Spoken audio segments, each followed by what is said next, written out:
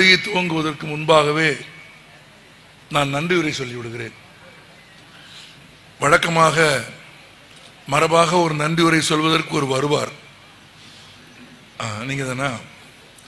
ஆனால் பெரும்பாலும் நிகழ்வின் இறுதியில் நன்றி உரைகள் தமிழ்நாட்டில் நடத்தப்படும். நன்றி உரை சொல்லும் போது அரங்கத்தில் யாருமே இருக்க மாட்டார்கள். தமிழர்கள் ஒருவேளை நன்றி உணர்ச்சியில் பின்தங்கி இருப்பதற்கு அது காரணமாக இருக்கலாம், எனக்கு தெரியாது. எனவே நான் முன்னதாகவே இந்த புத்தக திருவிழாவை முன்னின்று நடத்துகிற தமிழக அரசுக்கும் மாவட்ட ஆட்சியர் உள்ளிட்ட அரசு அதிகாரிகளுக்கும் இதை உருவாக்கிய அனைத்து பெருமக்களுக்கும் இந்த நிகழ்வில் பங்கேற்கும் என் சார்பிலும் பாவண்ணன் சார்பிலும் எங்கள் அனைவர் சார்பிலும் நெஞ்சார்ந்த நன்றியை முதலில் தெரிவித்துக் கொள்கிறேன். ஒரு மாபெரும் உழைப்பிலே தான் இது உருவாகி இருக்கிறது. நூற்றுக்கணக்கான மனிதர்களின் உழைப்பு இல்லாமல் இந்த மேடை, இந்த நாற்காலி, இந்த ஏற்பாடு எதுவும் இல்லை. இந்த புத்தக திருவிழா என்று இல்லை. இன்றைக்கு இயங்கிக் கொண்டிருக்கிற மொத்த உலகமும் மனித உழைப்பினால் உருவானது தான். உழைப்பையும் முயற்சியையும் மனிதன் கைவிட்டிருந்தால் மனிதன் மிக மிக நீண்ட நூற்றாண்டுகளுக்கு பின்தங்கி போயிருப்பான். மனித சமூகம் உழைப்பை, முயற்சியை ஒருபோதும் நிறுத்திக் கொள்ளவில்லை என்பதற்கான அடையாளம்தான் இன்றைக்கு சமூகத்தில் நிகழ்ந்திருக்கிற மாற்றங்கள், வளர்ச்சி. புத்தகங்கள் வந்துவிட்டது, அதனால் புத்தகங்கள் வாசிக்கிற பழக்கம் குறைந்து விட்டது என்ற ஒரு உணர்வு சில பேருக்கு இருக்கிறது. அது ஒரு பகுதி உண்மையாக இருக்கலாம். ஆனால் எப்போதும் புத்தகங்களின் இடத்தை புத்தகங்களால் நிரப்ப முடியாது. புத்தகங்களை எவராலும் அழித்து விடவும் முடியாது. எவ்வளவு நவீனமான தையல் மிஷின்கள் வந்து விட்டாலும் தைக்கிற ஊசி தொலைந்து போய்விடாது, அது இருக்கும். அது இல்லாத ஒரு உலகத்தை நம்மால் கற்பனை செய்யவே முடியாது என்பதாலே தான் ஐன்ஸ்டீன் சொன்னார், நீங்களே சொன்னீர்கள், இந்த உலகத்தில் மனிதன் கண்டுபிடித்த பொருட்களிலேயே மிக உயர்ந்தது என்று புத்தகத்தை தான் அவர் சொன்னார். புத்தகம் என்பது உடல் சார்ந்த உழைப்பினால் மட்டும் உருவாகிற ஒன்று அல்ல. ஒரு புத்தகத்தில் அறிவின் உழைப்பும் இருக்கிறது, ஒவ்வொரு பொருளிலும் இருக்கிறது. அது ஒரு ஒலிபெலிக்கியாக இருந்தாலும், மேசையாக இருந்தாலும், எதாக இருந்தாலும் அதை வடிவமைக்கிறவனுடைய அறிவும் அதை வடிவமைக்கிறவனுடைய உழைப்பும் சேர்ந்துதான் அது உருவாகிறது. தனிப்பட்ட ஒவ்வொரு மனிதனுடைய உழைப்பும் ஆற்றலிலே தான் மனிதன் இன்றைக்கு மனித குரங்கிலே இருந்து மனிதனாக மாறியிருக்கிறான். ஒருவேளை இந்த புத்தக கண்காட்சியில் நீங்கள் தேடினால் கிடைக்கும் ஒரு சின்ன புத்தகம். அது ஃபிரெடரிக் ஏங்கல்ஸ் என்கிற மாபெரும் மேதை எழுதிய புத்தகம். மனித குரங்கிலிருந்து மனிதனாக மாறிய இடைநிலையில் உழைப்பின் பாத்திரம் என்று தமிழில் மொழிபெயர்க்கப்பட்டிருக்கும் அந்த புத்தகம். ஆங்கிலத்தில் the role of labour in the transition from ape to man என்பது அந்த புத்தகம். அந்த புத்தகத்தில் மிகச்சிறிய புத்தகம் அது, ஆனால் மிகப்பெரிய புத்தகம். அது உள்ளடக்கத்தில் அது மிகப்பெரியது, உருவத்தில் சிறிய புத்தகம். அது மனித குரங்கிலே இருந்து மனிதன் தோன்றினான் என்பதை விஞ்ஞானம் ஒப்புக்கொண்டு விட்டது. அன்றைக்கு டார்வின் சொன்னபோது தேவாலயங்கள் இதை ஒப்புக்கொள்ளவில்லை. தேவாலயங்கள் மட்டும் இல்லை, மத தலைவர்கள் ஒப்புக்கொள்ளவில்லை. குரங்கிலே இருந்து மனிதன் தோன்றினான் என்று சொன்னபோது போப் அதை ஏற்றுக்கொள்ளவில்லை. இன்னும் சொல்ல போனால் அப்படி சொன்னதற்காக டார்வின் தண்டிக்கப்பட்டார். டார்வின் மண்டியிட்டு இல்லை இல்லை கடவுள்தான் உலகத்தை படைத்தார் என்று சொல்லுமாறு பணிக்கப்பட்டார். டார்வின் மண்டியிட்டு கடவுள்தான் உலகத்தை படைத்தார் ஆனாலும் என்று உள்ளுக்குள் முணங்கிக் கொண்டார்.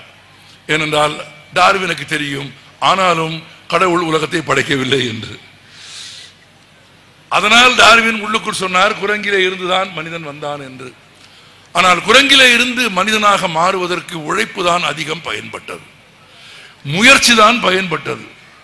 உழைப்பும் முயற்சியும் இல்லாவிட்டால் மனித குரங்கு மனிதனாக மாறியே இருக்காது. பல பேர் சொல்லுகிறார்கள் மனித குரங்கிலே இருந்து பரிணாம வளர்ச்சியில் மனிதன் வந்தான் என்று சொல்கிறார்கள். ஆனால் இன்றைக்கு சில மனிதர்கள் நடந்து கொள்வதை பார்த்தால் குரங்கிலே இருந்து பரிணாம வளர்ச்சியில் வந்தவன் மனிதன் இல்லை போல தெரிகிறது. மாறாக குரங்கு இனத்திலே இருந்து விரட்டப்பட்டவனாகத்தான் என் கண்களுக்கு மனிதன் காட்சி அளிக்கிறான். ஏனென்றால் இயற்கையை சூறையாடுகிறவனை பார்க்கிற போது, இயற்கை செல்வங்களை கொள்ளையாடுகிறவர்களை பார்க்கிற போது, உழைப்பை மறுக்கிறவர்களை பார்க்கிற போது அவர்கள் குரங்கிலே இருந்து விரட்டப்பட்டவர்கள் என்று கருத தகுந்த அளவிற்கு கீழான நிலையை அடைந்து விடுகிறார்கள். உழைப்புதான் ஒருவரை உயர்த்தும். இன்றைக்கு எனக்கு நான் தேர்ந்தெடுத்த தலைப்பு ஆழ்வினை ஆளப்படும் என்பது தலைப்பு. உண்மையில் அந்த தலைப்பு ஒரு பாடலின் ஈற்றடி. தமிழின் மிகச்சிறந்த அற இலக்கியங்களில் ஒன்றான நீதிநெறி விளக்கம் என்கிற குமரகுருபர சுவாமிகள் எழுதிய பிரபந்தங்களின் பேராசான் என்று வர்ணிக்கப்பட்ட குமரகுருபரர் எழுதிய ஒரு பாடலின் கடைசி வரி அது. முயற்சிதான் இந்த உலகத்தில் வெல்லும் என்பதை ஒரு ஈற்றடியில் குமரகுருபரர் சொல்லுகிறார். முயற்சிதான், உழைப்புதான் வெல்லும். உழைப்பால் முயற்சியால் உயர்ந்த இலக்கியத்தில், பொது வாழ்க்கையில் உயர்ந்த சிலரை பற்றிய சில உதாரணங்கள் உங்களுக்கு பெரிதும் பயன்படும். எனக்கு தெரியும் இன்றைக்கு நேரம் ரொம்ப குறைவாக இருக்கிறது. சங்கீதம் தெரிந்த அளவிற்கு இங்கீதமும் தெரிந்திருக்க வேண்டும். 8 மணிக்கு வேறொரு நிகழ்ச்சி இருக்கிறது. அதை மறந்துவிட்டு நான் பேசவில்லை. ஆனால் இந்த 8 மணிக்குள், இந்த 25 நிமிடத்திற்குள் உழைப்பின் முக்கியத்துவத்தை, உழைப்பால் உயர்ந்த மனிதர்களின் முக்கியத்துவத்தை பொது வாழ்க்கையில், இலக்கியத்தில், அரசியலில் நீங்கள் இணைத்து பார்த்தால் சில அதிசயமான உண்மைகள் புலப்படும். இந்தியாவில் இலக்கியத்திற்கான நோபல் பரிசை முதலில் வாங்கியது யார்? யாராவது சொல்லுங்கள். தாகூர். சத்தமா சொல்லுங்க. தாகூர். இந்தியாவின் தேசிய கீதத்தை நமக்கு தந்த தாகூர் தான் எழுதிய கீதாஞ்சலி என்கிற புகழ்பெற்ற காவியத்திற்காக நோபல் பரிசு பெற்றார். நோபல் பரிசு பெற வேண்டுமானால் அந்த படைப்பு ஆங்கிலத்தில் எழுதப்பட்டிருக்க வேண்டும். ஆங்கிலத்தில் எழுதப்படாத ஒரு படைப்பிற்கு நோபல் பரிசு வாய்ப்பே இல்லை. ஏனெனில் நோபல் குழுவில் இருக்கிறவர்கள் ஆங்கிலத்திலே வந்த படைப்புகளைத்தான் ஆய்வுக்கு எடுத்துக்கொள்வார்கள். கீதாஞ்சலியை தாகூர் முதலில் வங்க மொழியிலே தான் எழுதினார். வங்காளியிலே எழுதி முடித்ததற்கு பிறகு அதன் அழகில் மயங்கிய சில ஆங்கிலேயர்கள், அதன் தத்துவ செறிவில் மனம் ஈடுபாடு கொண்ட சில ஆங்கிலேயர்கள் தாகூரிடத்திலே போய் சொன்னார்கள், இவ்வளவு பேரழகான ஒரு அற்புதமான காவியத்தை எழுதியிருக்கிறீர்கள், இதை ஆங்கிலத்தில் மொழிபெயர்க்கும் உரிமையை நீங்கள் எங்களுக்கு தர வேண்டும் என்று தாகூரிடத்திலே போய் கேட்டார்கள். தாகூர் ரொம்ப நேரம் யோசித்து விட்டு சொன்னார், எனக்கு ஆங்கிலம் தெரியும் தானே, நானே மொழிபெயர்த்து விடுகிறேன் என்று சொன்னார். வந்தவர்கள் என்ன சொன்னார்கள்? இல்லை, நாங்கள் மொழிபெயர்க்க விரும்புகிறோம் என்று. இல்லை, யாருக்கும் மொழிபெயர்க்கிற உரிமையை தராமல் ஒன்றை நன்றாக கவனித்து வைத்துக் கொள்ளுங்கள். வங்க மொழியில் எழுதப்பட்ட கீதாஞ்சலி பெரும் புகழ் பெற்று பெரும் எண்ணிக்கையில் விற்பனையாகி பெரும் செல்வம் சம்பாதித்ததற்கு பிறகு ஒருவர் மொழிபெயர்க்க வந்து கேட்கிற போது அவர் கொஞ்சம் பணம் கொடுப்பார் மொழிபெயர்ப்புக்கு. ஆனால் தாகூர் அந்த பணத்தை பொருட்படுத்தவில்லை. தனக்கு தெரிந்தது ஆங்கிலம் என்பதால், தனக்கு ஆங்கிலம் தெரியும் என்பதால் தானே அதை ஆங்கிலத்தில் மொழிமாற்றம் செய்ய வேண்டும் என்று விரும்பினார். நண்பர்களே, தமிழில் நான் ஒரு கதையை எழுதி அதை பாவண்ணன் கன்னடத்தில் மொழிபெயர்த்தால் அது வேறு. நானே தமிழில் எழுதி நானே அதை ஆங்கிலத்தில் எழுதினால் அது மொழிபெயர்ப்பு அல்ல. நான் அதை வேறொரு மொழியில் மீட்டுருவாக்கம் செய்கிறேன் என்று பொருள். நான் வங்க மொழியில் எழுதிய ஒன்றை நானே மீண்டும் ஆங்கிலத்தில் மீட்டுருவாக்கம் செய்கிறேன், வேறொரு மொழியில் அதை எழுதுகிறேன். தாகூர் அதை ஆங்கிலத்தில் தானே எழுதினார். நன்றாக நினைவிலே வைத்துக் கொள்ளுங்கள், தாகூர் கீதாஞ்சலியை மொழிபெயர்க்கவில்லை. தாகூர் கீதாஞ்சலியை மொழி மாற்றம் செய்யவில்லை. தாகூர் தானே வங்க மொழியில் எழுதிய ஒன்றை தானே மீண்டும் ஒரு முறை ஆங்கிலத்தில் மறு உருவாக்கம் செய்தார். மண்ணால் செய்த ஒரு சிலையை மீண்டும் பொன்னால் செய்வது போல, அல்லது தாய்மொழியின் சிறப்பை சொல்வதாக இருந்தால் பொன்னால் செய்த ஒரு சிலையை மண்ணால் செய்தது போல தான் உருவாக்கிய ஒன்றை தானே மீட்டுருவாக்கம் செய்தார்.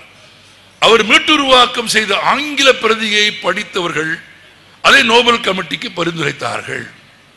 நோபல் கமிட்டி அதை படித்து அதன் மழகில் மயங்கி அவருக்கு நோபல் பரிசை அறிவித்தது. நோபல் பரிசு அறிவிக்கப்பட்ட பிறகு நடந்த முதல் சந்திப்பில் ஒருவர் கேட்டார் தாகூரிடத்தில், இந்த புத்தகத்தை ஆங்கிலத்தில் மொழிபெயர்ப்பதற்கு எத்தனையோ பேர் முன் வந்த போதும் வேறு யாரிடத்திலும் ஒப்படைக்காமல் நீங்களே இதை ஏன் செய்தீர்கள் என்று கேட்டபோது தாகூர் சொன்னார், எனக்கு பசிக்கிறது என்றால் நான் தானே சாப்பிட வேண்டும். எவ்வளவு பிரியம் இருந்தாலும் எவ்வளவு அன்பு இருந்தாலும் என் பசிக்கு நீங்கள் உணவு தர முடியுமே தவிர என் பசிக்கான உணவை நான் தான் சாப்பிட்டாக வேண்டும். அப்படி உழைப்பு என்று வந்துவிட்டால், முயற்சி என்று வந்துவிட்டால் சிலவற்றை அவரவர்களே செய்தாக வேண்டும். பூக்களிலே இருந்து தேவையான தேனை இல்லை, தேவையான மதுவை தேநீர் எடுக்கிறது இல்லையா?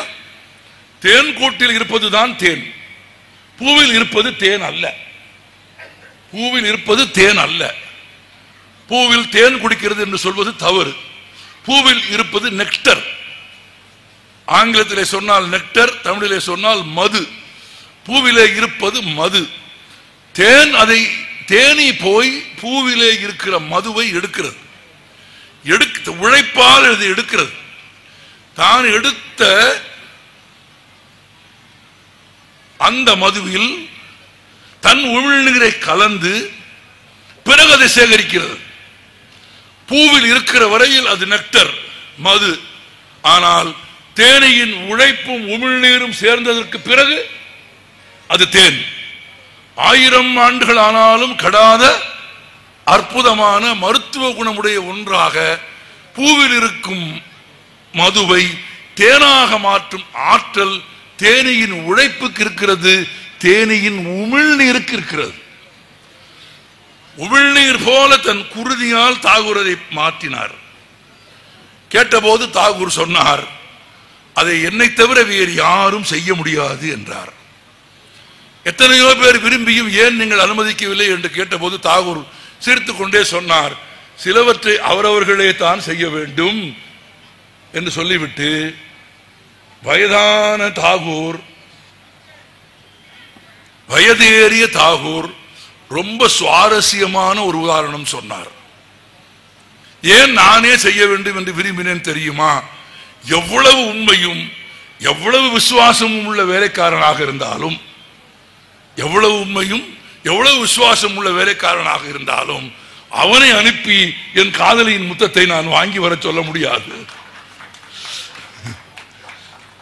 அது ஆங்கிலத்தில் தாகூர் சொன்னார், however dutiful and sincere my attorney may be, I cannot send my attorney to collect the sweet kisses and glances of my sweetheart என்று ஆங்கிலத்தில் சொன்னார். எவ்வளவு உண்மை உள்ளவனாக இருந்த போதிலும் என் காதலியின் முத்தங்களையும் கடைக்கண் பார்வையையும் வாங்கி வருமாறு என் வேலைக்காரனை நான் அனுப்ப முடியாது. ஏன்னா ஐயா அவங்க 3 கொடுத்தாங்க, நான் அப்படியே திரும்ப பத்திரமா கொண்டு வந்து 3 கொடுக்கிறேன், அவன் திரும்ப கொடுத்தான்னா வாங்கிக்க முடியுமா?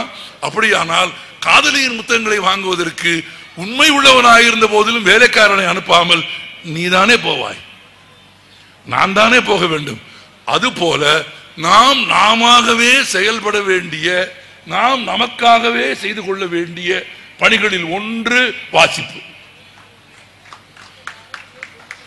புத்தகம், இலக்கியம். அத்தகைய உழைப்பை தாகூர் செலுத்தினார். அவர் விரும்பி இருந்தால் மொழிபெயர்ப்புக்கு ஒரு பணம் வாங்கியிருக்கலாம். ஆனால் மீண்டும் உட்கார்ந்து ஒரு மறு உருவாக்கத்தை அவர் செய்தார். அதுதான் அவருக்கு நோபல் பரிசை ஈட்டி கொடுத்தது. அந்த ஆக்கம் தான், அந்த உழைப்பு தான் உலகை ஆண்டது.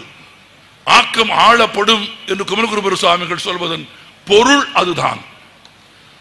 அந்த உழைப்பு தான் இன்றைக்கு மொழியை, தமிழை செம்மொழி ஆக்கியிருக்கிறது. ஒரு சின்ன உதாரணம் சொல்கிறேன் நான், நேரம் கருதி. தமிழில் இருக்கிற இலக்கியங்களிலே குறிஞ்சி பாட்டு என்று ஒரு இலக்கியம் இருக்கிறது. குறிஞ்சி பாட்டை எழுதிய புலவன் ஒருவன் 92 மலர்களின் பெயரை அந்த பாட்டில் எழுதியிருக்கிறான். எத்தனை மொத்தம்? பேச மாட்டீங்களா? ஏதாவது விரதமா? நாளைக்கு தான் அமாவாசை. மொத்தம் எத்தனை பூ? 92 பூக்களை அந்த புலவன் குறிஞ்சி பாட்டில் எழுதியிருக்கிறான். குறிஞ்சி பாட்டின் சுவடியை எடுத்து பிரதி எடுக்கிறார் சாமிநாத ஐயர்.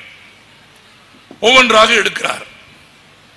அவருக்கு கிடைத்த 10-15 சுவடிகளில்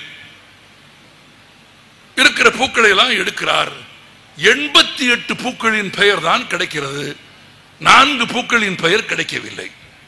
இந்த 92 பூக்களின் பெயர்களையும் முன்பு அமைச்சராக இருந்து தமிழகத்தினுடைய சட்டமன்றத்தினுடைய சபாநாயகராக இருந்த திரு காளிமுத்து அவர்கள் மேடையில் 92 பூக்களின் பெயர்களையும் மனனமாக வரிசையாக சொல்லுவார். கூட்டம் ஆர்ப்பரித்து கைதட்டும். ஏனென்றால் அப்படி மனனம் செய்கிற பழக்கம் ஒன்று தமிழ் மரபில் இருந்தது. இப்ப அது இல்லை. 92 பூக்கள் குறிஞ்சி பாட்டில் கிடைக்கிறால் எடுத்த எல்லா ஏட்டிலும் 88 பூ தான் இருக்கிறது. 4 பூக்கள் இருந்த இடத்தில் எழுத்து பிழையாக இருக்கிறது. ஒரு சுவடியில் இருந்தால் பரவாயில்லை. கிடைத்த எல்லா சுவடியிலும் அப்படி இருக்கிறது. ஏதோ மூல பிரதியில் பிழை இருந்திருக்க வேண்டும்.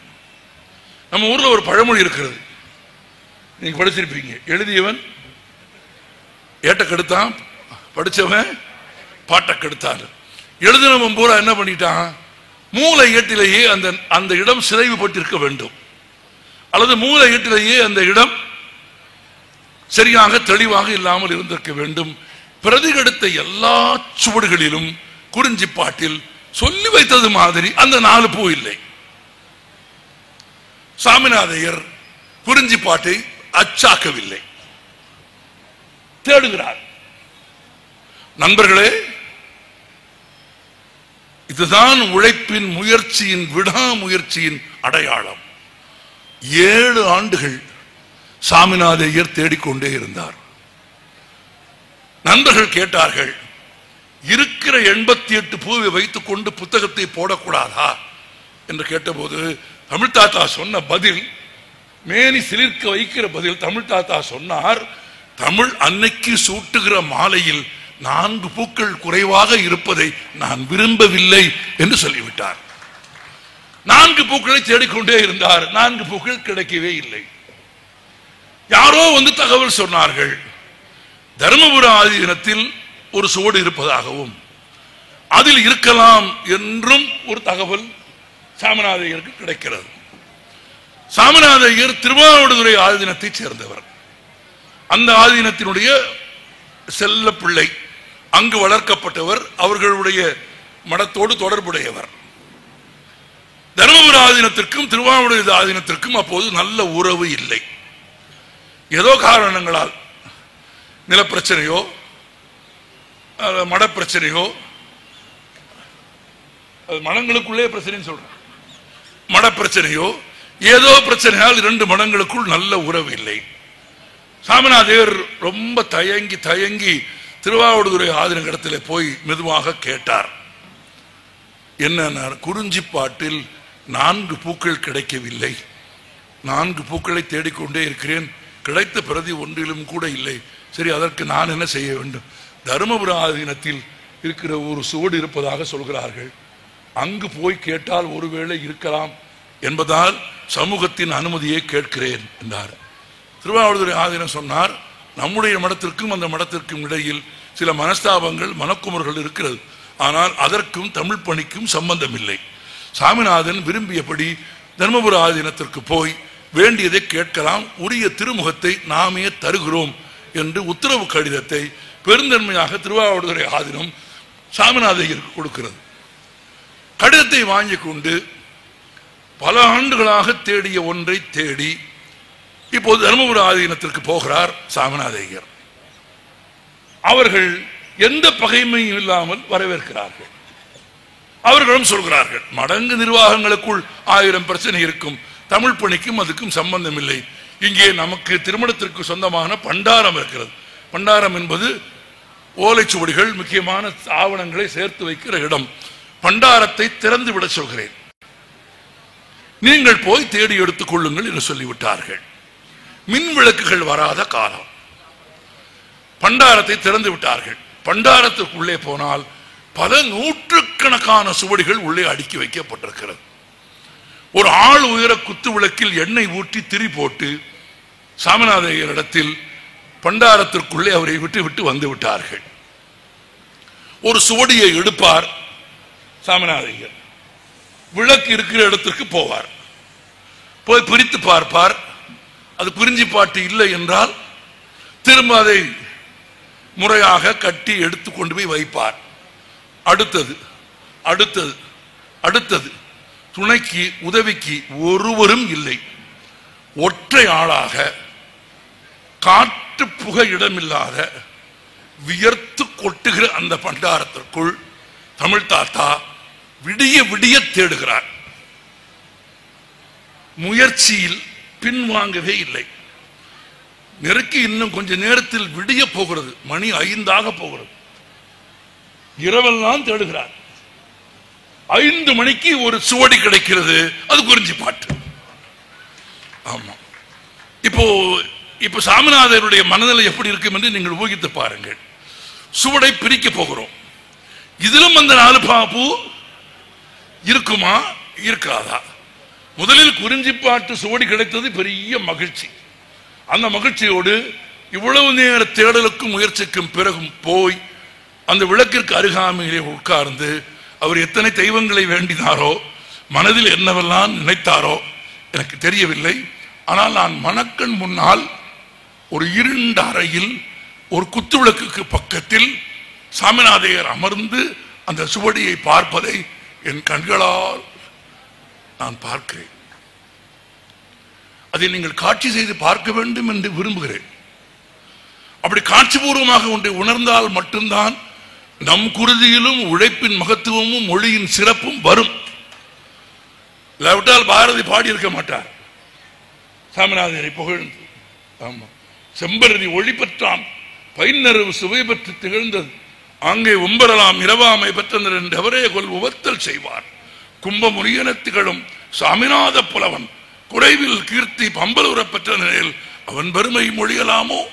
அந்நியர்கள் தமிழ்ச்செவ்வி அறியாதோர் இன்றம்மை ஆழ்வோர் எனும் அந்நியர்கள், ஆங்கிலேயர்கள் அந்நியர்கள் இன்றியம்மை ஆழ்வோர் எனும் பன்னியசீர் மகோபாத்தியாய பதவி பரிவின் ஈந்து நிந்தந்தனக்கு புகழ் சேர்ப்பாரில் முன்னர் இவன் அப்பாண்டியர் நாள் வாழ்ந்திருப்பின் இவன் பெருமை மொழியலாமோ என்று பாரதி ஏங்கி பாடியதன் பொருள் எனக்கு அப்போது தெரிகிறது.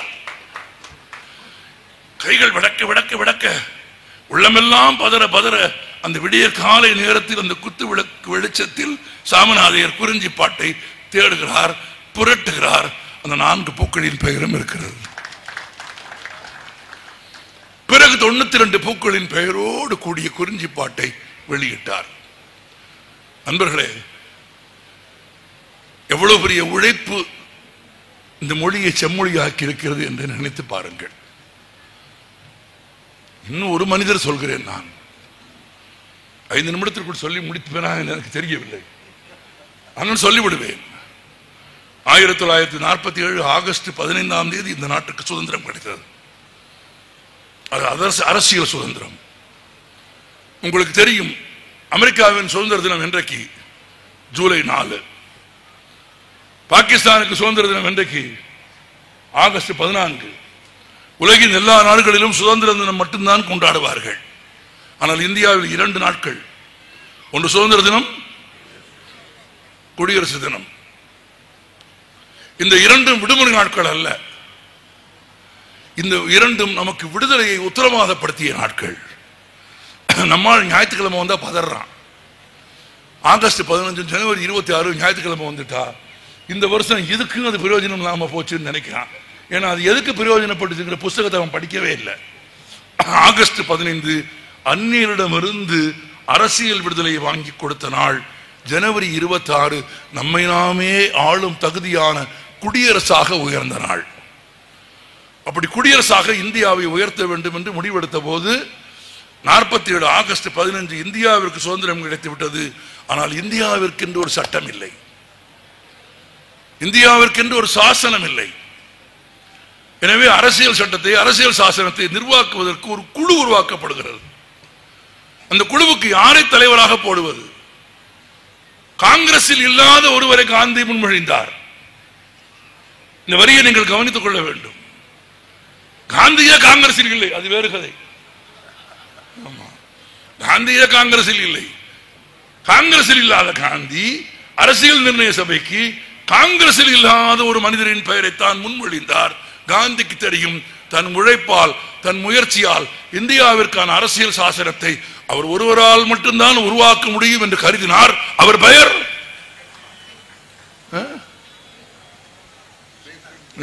நன்றி, அவர் பெயர் என்ன? ஏன் 3 பேர் தான் சொல்லுவீங்களா? 75 ஆண்டுகள் குடியரசாகி ஜனநாயகமாகி உலகில் ஜனநாயக குடியரசு என்று பெயர் சொல்லிக் கொள்வதற்கு காரணமான ஒரு மனிதனின் பெயரை சொல்வதற்கு உங்களுக்கு என்ன அவ்வளவு கூச்சம்? காந்தி முன்மொழிந்த அந்த மனிதனின் பெயர் என்ன? இன்னும் உறக்க சொல்லுங்கள். ஒருவேளை ஆசிரியர் வகுப்பில் கொடுக்கிற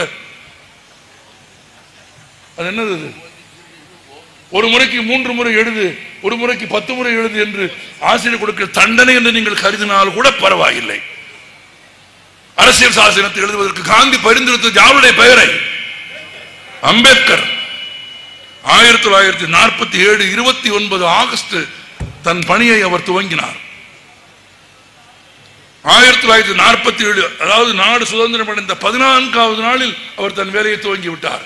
29 ஆகஸ்ட் 1747 தன் பணியை துவங்கி 26 நவம்பர் 1949 அன்றைக்கு உலகின் மிக பெரியதும் உலகின் மிக உயிரோட்டமானதும் உலகின் எல்லா சமயங்களையும் எல்லாரையும் அரவணைக்கும் சமத்துவமான சமூக நீதிக்கான மத நல்லிணக்கத்தை முன்வைத்த ஒரு அரசியல் சாசனத்தை அவர் எழுதி முடித்தார். 90 நாட்டின் அரசியல் சாசனங்களை அவர் படித்திருக்கிறார். 90 நாட்டின் அரசியல் சாசனங்களை அவர் படிப்பார், எழுதுகிறார், படிக்கிறார், எழுதுகிறார். அவருக்கு ஒரு உதவியாளர் இருந்தார். அவரது பெயர் லாடு. அது செல்ல பெயரா என்ன எனக்கு தெரியவில்லை.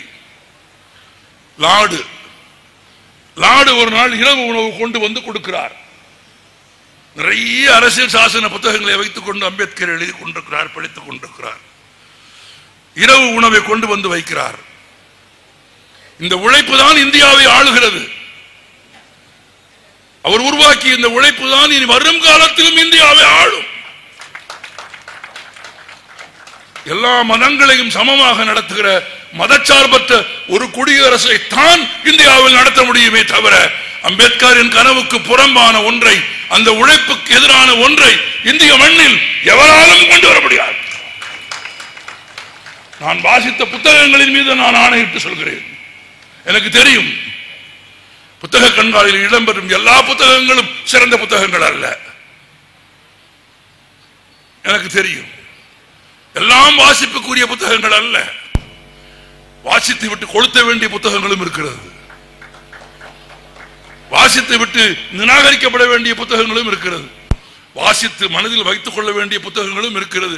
வாசித்து வாழ்நாள் பூராவிலும் பாரதியாரின் கவிதைகளை தலைமாட்டில் வைத்திருந்த அருமைத்தோழர் சங்கரையா மாதிரி ஒரு புத்தகத்தை தன் வாழ்நாள் பூராவிலும் தலைமாட்டிலேயே வைத்திருக்கிற புத்தகங்களும் உண்டு. நாடு இரவு உணவு கொண்டு வந்து கொடுக்கிறார். அம்பேத்கர் சொல்கிறார், நீ போய் காலையில் வா. லாடு சொல்கிறார், நீங்கள் சாப்பிட்டு விடுங்கள், நான் பிறகு போகிறேன்.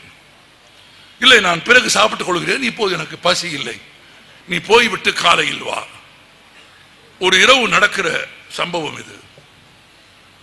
லாடு திரும்ப வற்புறுத்துகிறார். ஏனென்றால் அவருக்கு தெரியும், பல சமயங்களில் தன் உழைப்பின் ஈடுபாடு காரணமாக, தன் வாசிப்பின் ஈடுபாடு காரணமாக உணவு உண்ண மறந்து தன் உடல் நலத்திற்கு எதிராக அவர் இயங்குவார் என்று அஞ்சி லாடு ஒரு முறைக்கு 2 முறை வற்புறுத்துகிறார். அம்பேத்கர் தெளிவாக சொல்லுகிறார், இல்லை, நான் பிறகு சாப்பிட்டுக் கொள்கிறேன், நீ காலையில் வா. அதற்கு மேலும் வற்புறுத்த முடியவில்லை, கிளம்பி போய்விட்டார். யார் கிளம்பி போனது? லாடு கிளம்பி போய்விட்டார். புறப்படும் போது அம்பேத்கர் சொன்னார், வழக்கம் போல் காலையில் 7 மணிக்கெல்லாம் வந்துவிடு. சரி, வந்து விடுகிறேன். போயிட்டார். இரவு முடிந்தது. நண்பர்களே, இது கற்பனை அல்ல, இது திரைப்படம் அல்ல, இது புனைவு அல்ல, இது ஒரு வரலாற்று உண்மை. மறுநாள் காலை 7 மணிக்கு லாடு திரும்ப வந்து பார்க்கிறார். வைத்த உணவு வைத்த இடத்தில் அப்படியே இருக்கிறது. அம்பேத்கர் வாசித்துக் கொண்டிருக்கிறார், எதையோ எழுதி கொண்டிருக்கிறார். பக்கத்தில் வந்து நின்று தான் வந்து விட்டதை அவர் உணர்கிறாரா என்று பார்க்கிறார். அவர் வந்ததை உணராமல் அவர் படித்துக் கொண்டிருக்கிறார். வந்து விட்டோம் என்பதை அவருக்கு உணர்த்துவதற்காக லேசாக தொண்டையை செருமி என்று தன் வருகையை அம்பேத்கருக்கு அவர் படிப்பு கட்டிவிடக் கூடாது என்பதற்காகவும், ஆனால் தான் வந்ததை அவருக்கு சொல்ல வேண்டும் என்பதற்காகவும் மெல்லிய குரலில் தொண்டையை கனைத்து குரல் எழுப்புகிறார் லாடு. அந்த சத்தம் கேட்டதும் திரும்பி பார்த்து அம்பேத்கர் கேட்கிறார், நீ இன்னும் வீட்டுக்கு போகவில்லையா என்று கேட்கிறார்.